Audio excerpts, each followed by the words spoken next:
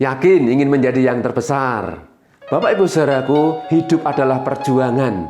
Hidup adalah perlombaan. Bagaimana bisa menjadi yang terbaik. Kita tahu bahwa cara-cara dunia seringkali mengajarkan sesuatu yang berbeda dengan Yesus ajarkan. Dan menjadi yang terbaik dan terbesar, ternyata hal ini juga menjadi satu masalah atau bahkan keributan dan pertengkaran di antara murid-murid Yesus. Mari kita akan melihat peristiwa ini di dalam Matius pasal 18 ayat 1 sampai dengan yang keempat. Saya akan bacakan Bapak Ibu saudaraku. Pada waktu itu datanglah murid-murid itu kepada Yesus dan bertanya, "Siapakah yang terbesar dalam kerajaan surga?" Maka Yesus memanggil seorang anak kecil dan menempatkannya di tengah-tengah mereka. Lalu berkata, "Aku berkata kepadamu, sesungguhnya jika kamu tidak bertobat," garis bawahi Bapak saudaraku, "dan menjadi seperti anak kecil ini, kamu tidak akan masuk ke dalam kerajaan surga. Sedangkan barang siapa merendahkan diri dan menjadi seperti anak kecil ini, dialah yang terbesar dalam kerajaan surga." Hal yang mendasar yang ingin Tuhan ajarkan kepada kita untuk menjadi yang terbesar dalam kerajaan surga adalah memiliki mental atau memiliki sifat ketulusan dan kemurnian hati. Kita belajar dari anak-anak Bapak Ibu Saudara. Kenapa Yesus memanggil anak-anak? Karena kita melihat anak-anak itu polos. Kadang dia tidak berpikir panjang. Apa yang dia lakukan, dia tidak berpikir itu benar atau salah. Tetapi kita bisa melihat bahwa anak-anak itu tulus, murni. Dengan dasar ketulusan dan kemurnian ini, Tuhan ingin mengajar kepada kita untuk menjadi yang terbesar. Ternyata kita harus belajar tulus dan murni. Atau boleh saya katakan kita harus polos di hadapan Tuhan. Di hadapan Tuhan Bapak Ibu Saudara.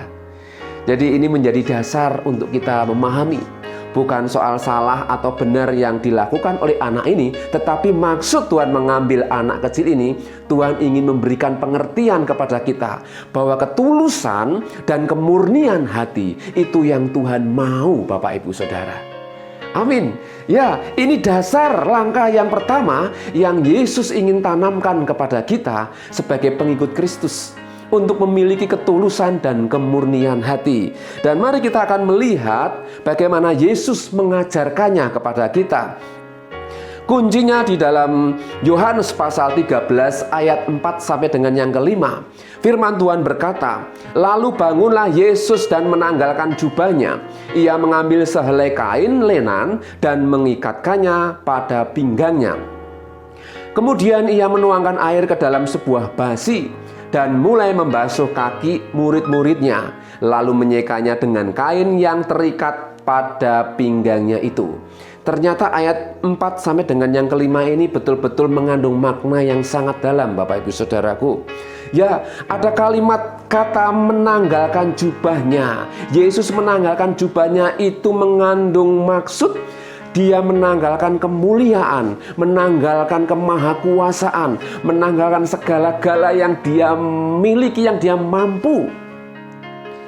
Ini menunjukkan bahwa Yesus mengajarkan kepada kita untuk menanggalkan segala ego kita, kesombongan kita, keakuan kita Bapak Ibu Saudaraku.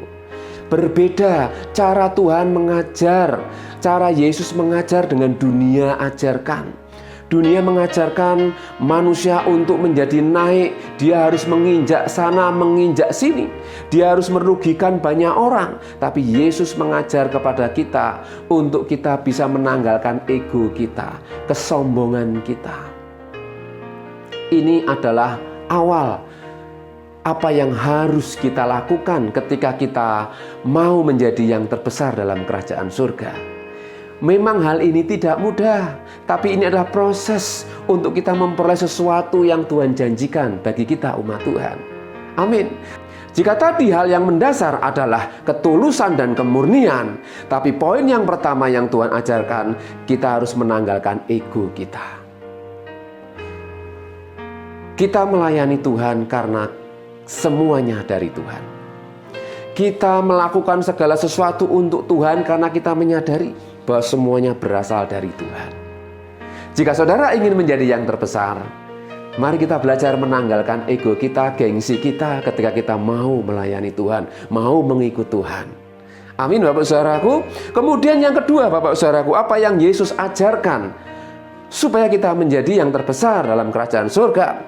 Ia mengambil sehelai kain lenan dan mengikatkannya pada pinggangnya. Ini mengandung maksud, yaitu Yesus melakukan hal ini, dia melakukannya dengan kerelaan. Jadi kita dipanggil Tuhan untuk memiliki hati yang rela. Ketika kita melayani Tuhan pun kita harus memiliki hati yang rela. Tidak hanya rela kehilangan harta, tidak hanya rela kehilangan jabatan, tidak hanya rela kehilangan apapun yang kita cintai. Bahkan Tuhan mengajarkan kita rela memberikan nyawa kita jika itu Tuhan kehendaki. Amin Bapak Ibu Saudaraku. Ya, karena Yesus memberikan teladan kepada kita. Dia memberikan nyawanya kepada umat manusia, bahkan orang-orang yang berdosa. Ini menjadi dasar Bapak Ibu Saudaraku untuk kita menjadi yang terbesar. Tidak mudah memang, tetapi ini adalah tujuan kita. Amin. Kemudian yang Bapak Ibu Saudaraku, bagaimana kita bisa menjadi yang terbesar dalam kerajaan surga? Ayat yang kelima dikatakan, kemudian ia menuangkan air ke dalam sebuah basi dan mulai membasuh kaki murid-muridnya, lalu menyekanya dengan kain yang terikat pada pinggangnya. Membasuh kaki murid adalah satu praktek. Membasuh kaki murid-murid adalah satu tindakan yang Yesus lakukan. Jadi mari kita perbanyak perbuatan tindakan ketika kita mendengarkan firman Tuhan. Jadi Yesus memberikan teladan suatu tindakan kepada kita. Jadi Yesus memberikan teladan kepada kita untuk kita melakukan atau menjadi pelaku. Bukan hanya sekedar teori Bapak Ibu Saudaraku. Teori memang mudah. Teori bisa dipelajari. Tapi Yesus memberikan teladan tindakan, perilaku. Dan kita rindu jika kita ingin menjadi yang terbesar dalam kerajaan surga. Mari kita menjadi pelaku-pelaku firman Tuhan. Amin Bapak Saudaraku. Kita tidak usah fokus kepada hal yang muluk-muluk Bapak Ibu Saudara. Tapi kita mau belajar fokus bagaimana kita bisa melakukannya dengan ketulusan hati, dengan kemurnian hati, apa yang Tuhan perintahkan. Amin Bapak Saudaraku. Dan kita melakukannya dengan kerelaan hati. Jadi semuanya tidak hanya sekedar teori, tapi kita mempraktekannya. Kita tidak usah memikirkan hal-hal yang memang belum waktunya Bapak Ibu Saudara. Tapi mari kita kerjakan bagian kita dengan sukacita. Hari ini masalah pangkat, jabatan, kedudukan, itu soal Tuhan nanti yang akan memberikan kepada kita. Amin Bapak Ibu Saudaraku. Jadi belum apa-apa dan belum berbuat apa-apa, jangan kita pusing. Tapi kita lakukan saja bagian kita saat ini, hari ini, apa yang menjadi keinginan Tuhan dengan sukacita, dengan ketulusan dan kemurnian. Saya yakin Tuhan akan memberkati hidup kita dan Dia akan memberikan yang terbaik bagi kita, Bapak Ibu Saudaraku. Luar biasa. Jadi jika kita ingin menjadi yang terbesar dalam kerajaan surga, Tuhan Yesus mengajarkan kepada kita supaya kita memiliki dasar yang benar. Yang Tuhan ajarkan yaitu memiliki ketulusan dan kemurnian. Kemudian Tuhan mengajarkan supaya kita menanggalkan segala ego kita, kesombongan kita, gengsi kita ketika kita mengikut Tuhan, ketika kita melayani Tuhan. Bahkan Tuhan mengajar kita untuk memiliki kerelaan hati. Tidak hanya sekedar rela kehilangan apapun yang kita cintai. Bahkan Tuhan ingin supaya kita sungguh-sungguh mengasihi Tuhan. Yesus memberikan teladan, memberikan nyawanya kepada kita, orang-orang yang berdosa. Demikian juga kita, Bapak Ibu Saudaraku. Mari kita belajar juga memberikan yang terbaik. Dan yang terakhir, tidak hanya sekedar teori, tapi kita mau mempraktekannya bersama-sama. Karena kita rindu, kita semuanya menjadi yang terbaik, menjadi yang terbesar dalam kerajaan surga.